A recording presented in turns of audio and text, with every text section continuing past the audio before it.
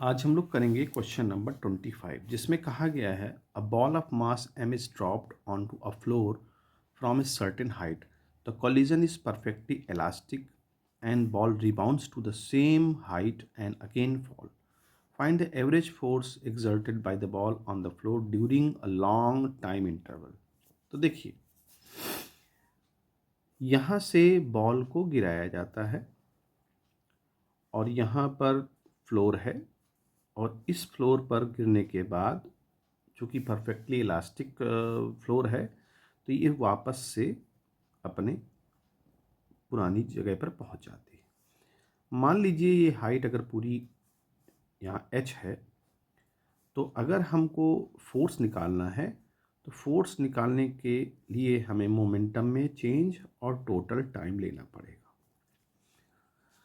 अब देखिए, जैसे ही यहाँ पर ये स्ट्राइक करेगी, जैसे ही फ्लोर पर स्ट्राइक करेगी उसकी स्पीड क्या होगी उसके बारे में बात करते हैं। तो मान लीजिए इनिशियल स्पीड की हम बात करते हैं तो फार्मूला अपने पास है।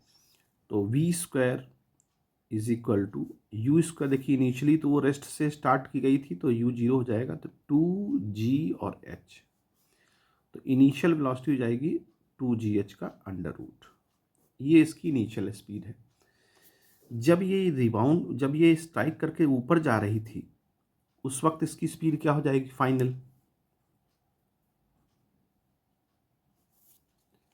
जैसे ये यहाँ आई मान लीजिए और स्ट्राइक की, तो स्ट्राइक करने के बाद ये जब ऊपर जाएगी तो इसकी स्पीड को हम ले लेते हैं फाइनल। तो यहाँ जाके जीरो हो जाएगी, वो बात नहीं है।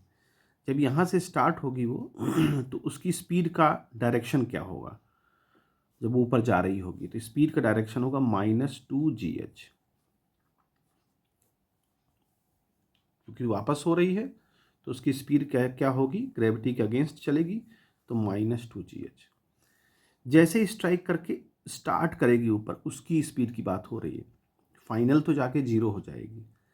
अब यहाँ अगर हम मोमेंटम में चेंज निकाल लें, अच्छा अब टाइम देख लेते हैं कि यहाँ तक लॉन्ग टाइम के लिए कह रहा है। लॉन्ग टाइम का मतलब ये हुआ कि इस सरफेस पर गिरने और गिरने से जस्ट गिरने के बाद जब ऊपर जाती है तो वो टाइम नहीं लेना है अपने को। वो टाइम इसलिए नहीं लेना है क्योंकि यहाँ लॉन्ग टाइम का मतलब हुआ कि जैसे ही यहाँ से चली और स्ट्राइक करके जब पहुँची तो उसका वो टाइम को उसने बढ़ा दिया है। हालांकि वो शॉर्ट टाइम पर ही फोर्स लगेगा। जब वो गिरी और गिर के चलना स्टार्ट की तो उसके बीच में जो टाइम ड्यूरेशन होता है वो शॉर्ट टाइम ड्यूरेशन होगा।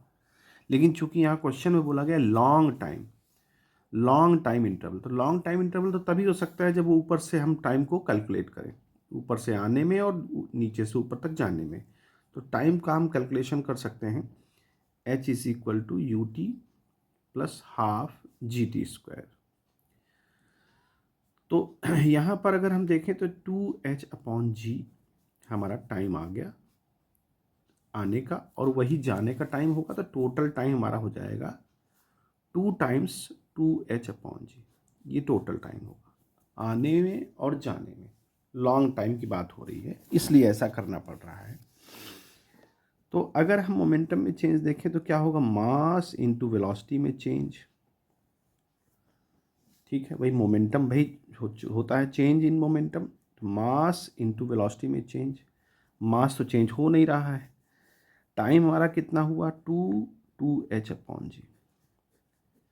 अब इनिशियल और फाइनल का देखें, अगर इनिशियल माइनस फाइनल करें मोमेंटम में चेंज तो ये माइनस माइनस क्या हो जाएगा प्लस। तो हम इसको लिख सकते हैं m2gh और माइनस यहाँ से आएगा तो 2gh ये हो जाएगा, और हमारा divide by 2 times of 2h/g।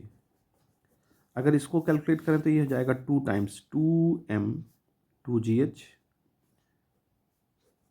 और यहाँ से 2h और g चला जाएगा ऊपर तो इसको इसके अंदर डाल दो।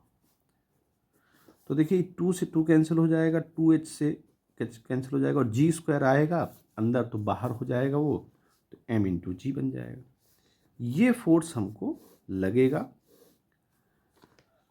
जो कि लॉन्ग टाइम के लिए होगा, क्योंकि यहाँ से ये इतना टाइम हमको आने और जाने में जो टोटल टाइम लगा उसके लिए वो एवरेज फोर्स पूछ रहा है क्वेश्चन में। Average force exerted by the ball on the floor during a long time interval, तो यही एक आंसर है लॉन्ग टाइम इंटरवल के लिए।